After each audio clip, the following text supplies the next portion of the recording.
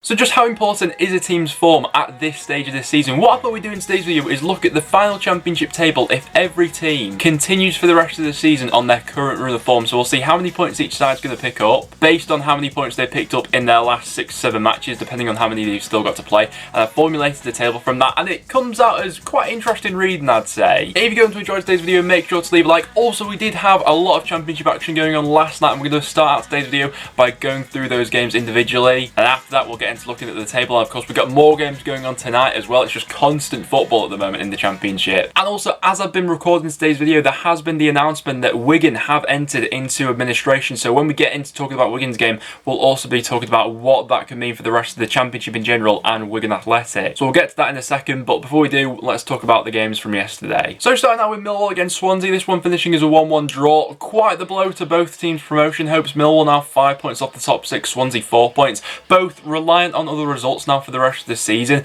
We'll wait to see what happens in the games tonight, but I think each of them need pretty much like a pretty much flawless run from now until the end of the season if they are going to make it. Millwall, to be fair to them, I thought they played pretty well for this one. I thought over the 90 minutes were probably the better side, created the better chances. They started out quite well in this one. Swansea gave the ball away quite cheaply in midfield. What Millwall are quite good at is pressing you in those positions. It was Grimes who gave the ball away, and then they just broke quickly. Jed Wallace down the right hand side pulls the ball back into Mason Bennett, and Mason Bennett makes it 1-0. Unfortunately, he had to go off injured in the second half, which was quite the blow because I thought he was looking quite dangerous for Millwall, and then they brought on Conor Mahoney instead, who's a bit of a different player, so their game plan was affected by that a little bit. Swansea did get back into the game though. Ryan Brewster with a well-taken free kick came off the crossbar and in off Bilkowski. Brewster did have Swansea's best chance of the first half as well. That one cleared off the line by Jake Cooper. But I thought Millwall looked a lot more threatening when they brought on Matt Smith. I thought that in aerial positions, in terms of getting knockdowns and bringing others into play, they were looking a lot better with him up front than when they were with Bradshaw. I didn't think Bradshaw offered much for this one, and Murray Wallace went very close from 2 set pieces,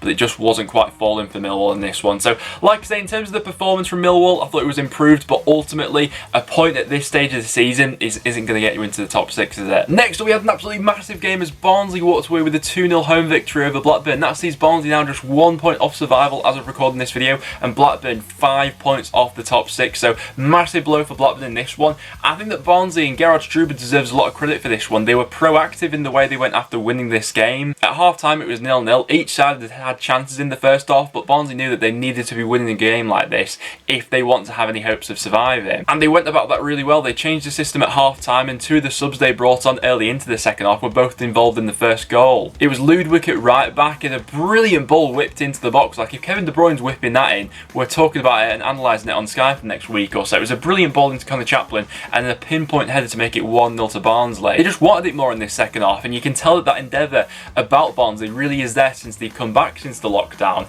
Ben Brereton then gets sent off. To be honest, it was very harsh. I don't think it was a red card. It was a foul and maybe a yellow, but a red card for that, yeah, I don't agree with. And then soon after that, Barnsley were able to capitalise on that. I think it was Adebayo who was caught out of position a little bit. He was pressing their midfield, and then there was a massive gap in the Rovers' back line.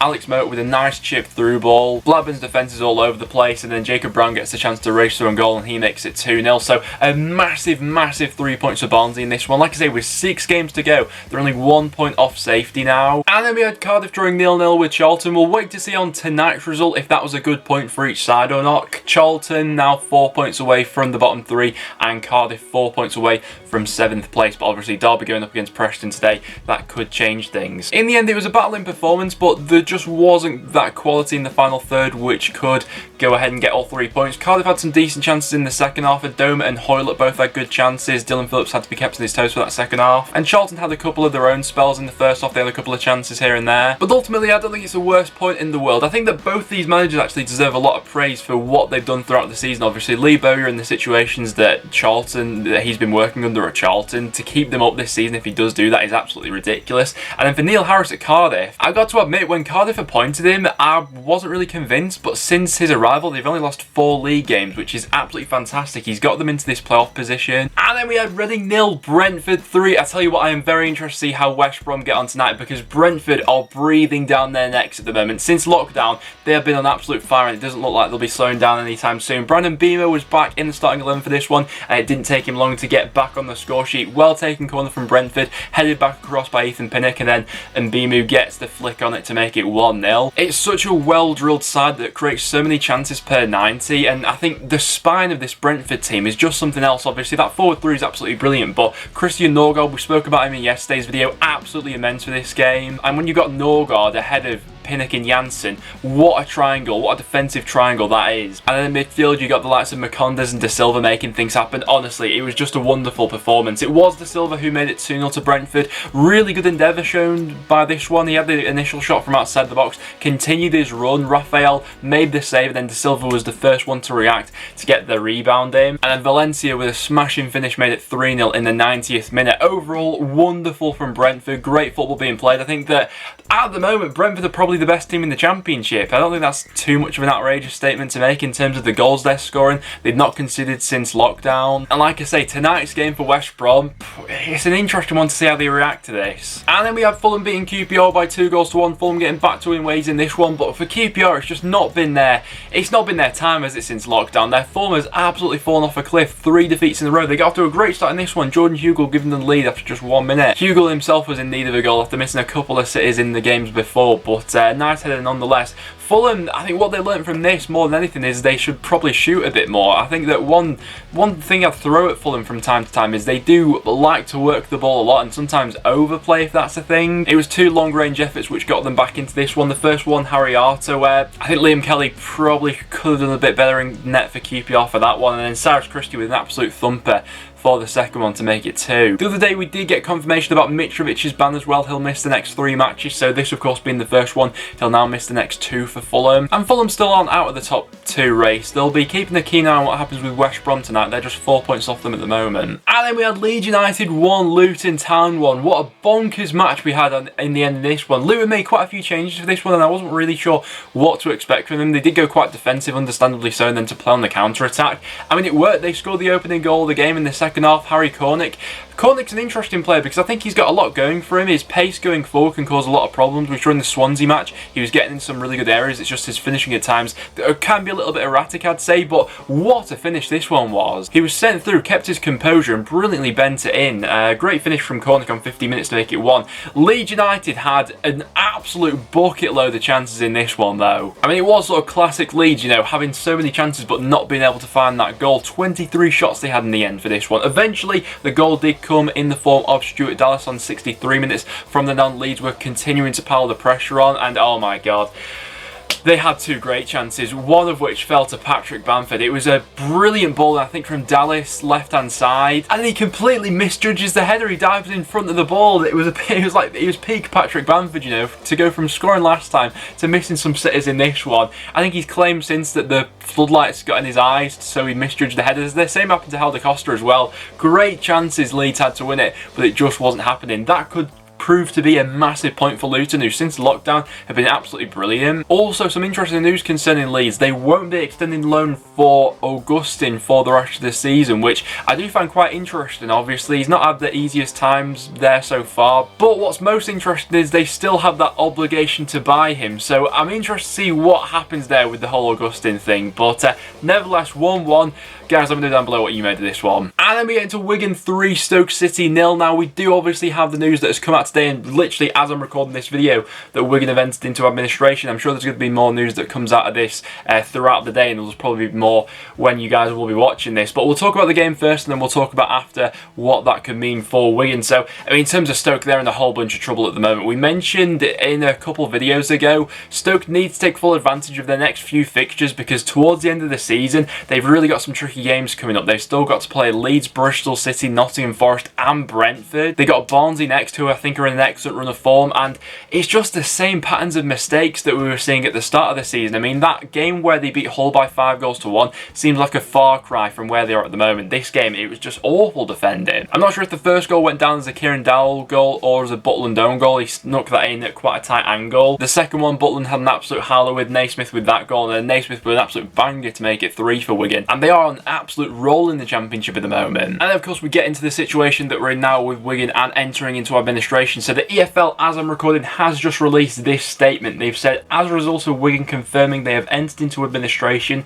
the club will be subject to a 12-point deduction, and in accordance with EFL regulations, the timing of the sporting sanction can only be determined once final league placings in the Championship are determined. If in the event the club is relegated by virtue of their final position following the conclusion of the Championship season, then the deduction will apply in League One in 2020/21. However, if the club is not in the relegation places following the final game of the season, the sanction will then be applied to their season 19/20, so this season, and the final league standings amended as appropriate. The EFL is awaiting formal notification from the administrators, and once the league has received this, it will commence discussions with the relevant individuals with the aim of achieving a long-term future for the club. So it's a very sticky situation. So basically what's going to happen is, if Wigan are in the relegation places, which I think it's very unlikely that they will be with the way they're playing at the moment, then the 12-point deduction will apply to next season. However, if they are not, then it will be applied to this season. So what does this mean? Of course, it means that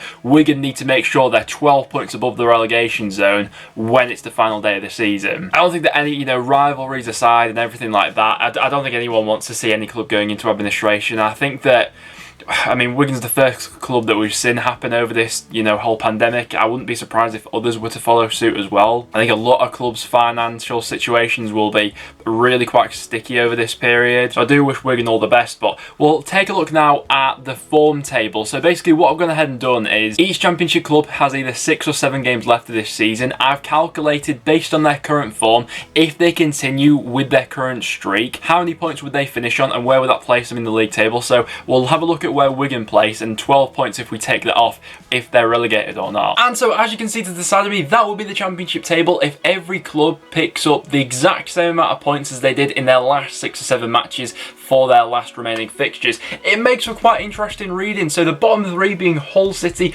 Huddersfield and Stoke. But I must say, obviously, this is before Wigan have had their point deduction. Wigan, by the way, all the way up 8th in the table. They finish above the likes of Swansea, Millwall, Preston, Blackburn, Bristol City. We all hang our heads in shame if that was to happen. But of course, Wigan will be getting that point deduction. So we'll look at the league table if that was to happen. So Wigan then having 12 points taken off them, that would leave them in 18th place. However, this is reliant on Wigan continuing their current run of form, and obviously a lot of external factors are going to be coming into their final few matches of the season. How's this going to affect player morale? Is their form going to be affected by this administration? Obviously, it's going to put the pressure on. They will be technically bottom of the league now. What's most interesting about this as well, though, is that both Barnsley and Luton survive on current form, and the 3 going down, as we can see there, Hull, Huddersfield and Stoke. Stoke, I do fear for at the moment. I think that looking at their remaining fixtures compared to everyone else around them and the current levels of performance as well. Huddersfield have a very big match tonight against Birmingham. So far, they've not really been great since lockdown. They've had a couple of tough matches, but they'd also be going down on 49 points. What's also interesting is the threshold for survival is 50 points. That's really high. It shows how informed the sides at the bottom of the table are in form at the moment. But if we then switch our attention up to the playoff picture, we got Derby missing out by 1 point. Their game at Deep Dell today, I think when you guys are watching this, it might have already kicked off. It feels like a massive game for both Derby and Preston. So obviously, Preston there, we've finishing in 10th on this table. And then moving up into the top 6, we got Cardiff, Forest, Fulham, West Brom missing out on automatic promotion on current form. Brentford pipped them to 2nd by 2 points. And then we got Leeds United winning the league. It's such a fascinating one. And I think that a lot of people probably are backing Brentford for that top 2 spot at the moment with the way they've come back after lockdown. West Brom's game tonight up against Sheffield Wednesday, who I've been pleasantly surprised by how good they've been so far since lockdown. It's a real test of character, that one, so I'm very intrigued to see how that one pans out. But as you can see, that is the league table to the left of me if we did base the final league standings on current form. Let me know down below how you think things will shape up come the end of the season. But apart from that, guys, that will wrap it up for today's video, so thank you very much for watching. We had quite a bit to go over, obviously all of yesterday's games, tonight's games as well, then the news about Wigan going into administration. A lot of stuff is happening around the Championship, so if you do want to keep up to date with all the latest news, then make sure to stay tuned to the channel. Make sure to subscribe if you've not already, and please do leave a like on today's video. It is always massively appreciated. But apart from that, guys, thank you very much for watching. I'm interested to see what happens in tonight's games, but apart from that, thank you very much, and I'll see you all in the next one.